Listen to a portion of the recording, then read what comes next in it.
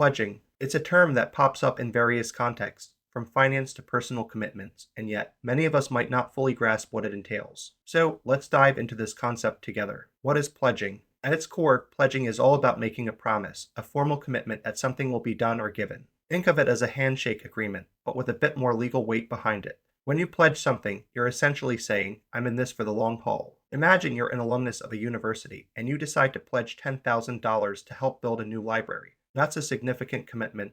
You're not just saying, I'll think about it. You're signing on the dotted line, promising that your support will come through. This kind of pledging isn't just about money, though. It's about belief in a cause, a project, or an organization. It's about investing in the future, whether that's through financial support or personal engagement. Now, let's shift gears a bit and talk about pledging in a different light, like in the world of fraternities and sororities. Here, pledging takes on a whole new meaning. It's not just about financial commitments, it's about belonging, identity, and community. When someone pledges to join a fraternity, they enter a period of initiation, often lasting several weeks, where they learn about the organization's values, history, and traditions. It's a transformative experience, one that can shape friendships and personal growth for years to come. This type of pledging is a rite of passage, a way to forge bonds and create a sense of belonging.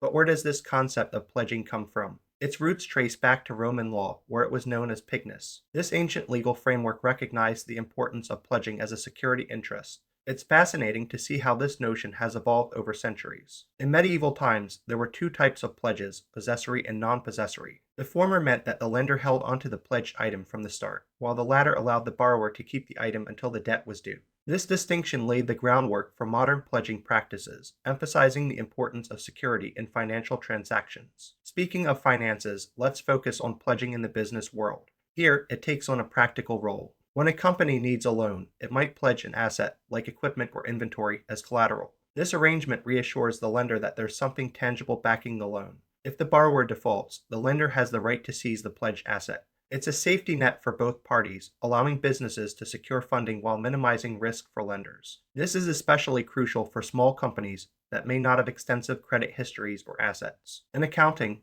pledging is equally significant. When a business pledges its assets, those assets are recorded on the balance sheet, creating a legal obligation to the lender. If the company defaults, the lender can step in and take control of those assets. It's a clear reflection of the company's financial health and its ability to meet obligations. For investors and creditors, understanding a company's pledging practices is essential for assessing risk and making informed decisions. Now, let's talk about pledging in banking. Here, it's all about using assets as collateral to secure loans. Individuals and businesses alike can pledge various assets, savings accounts, stocks, real estate, to access funds. This practice is a win-win. It reduces the lender's risk while providing borrowers with the capital they need. For instance, if someone wants to secure a personal loan, they might pledge their savings account as collateral. If they fail to repay the loan, the bank can seize those funds. It's a straightforward way to ensure that both parties are protected in the lending process. Pledging also comes in different forms. There's the active pledge, where the lender has the right to seize the asset if the borrower defaults. Then there's the annual fund pledge, often seen in nonprofit organizations, where individuals commit to making regular donations over a set period.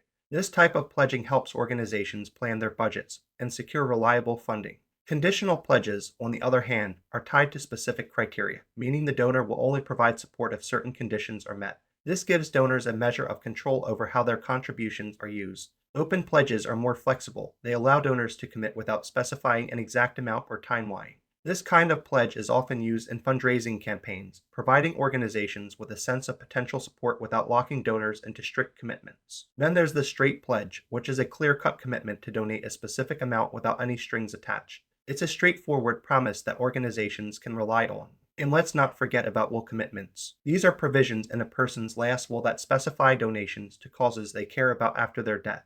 It's a beautiful way to leave a legacy and ensure that one's values continue to make an impact even beyond their lifetime. Now, let's get a bit more technical. Pledging accounts receivable is a strategy businesses use to secure financing. Imagine a company with outstanding invoices. It can pledge those receivables to access funds quickly. This type of financing can be a lifesaver for businesses that need to meet short-term obligations, like paying suppliers or employees. However, it's crucial for companies to understand the terms of this arrangement, as lenders may impose specific conditions for high interest rates. Using a pledged asset to reduce a mortgage down payment is another interesting application of this concept.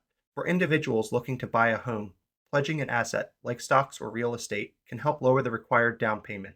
It's a smart move for those who have valuable assets but lack the necessary cash. However, just like with other pledging arrangements, it's essential to weigh the risks. If the value of the pledged asset drops, the lender might require additional collateral. Pledging stocks is yet another avenue. Here, borrowers can use their stock portfolios as collateral for a loan. This allows them to access funds without selling their investment, preserving their portfolio's value. But again, it's crucial to consider the associated risks, especially if the stock market fluctuates. So, what's the takeaway from all this? Pledging is a multifaceted concept that plays a vital role in our personal and financial lives. Whether it's making a promise to support a cause, securing a loan with collateral, or committing to a fraternity, pledging is about trust, responsibility, and the connections we forge with others. It's a reminder that our commitments, financial or otherwise, carry weight and can have lasting impacts. In conclusion, pledging isn't just a dry legal term, it's a reflection of our values, our relationships, and our aspirations. As we navigate the complexities of life, understanding the nuances of pledging can help us make informed decisions,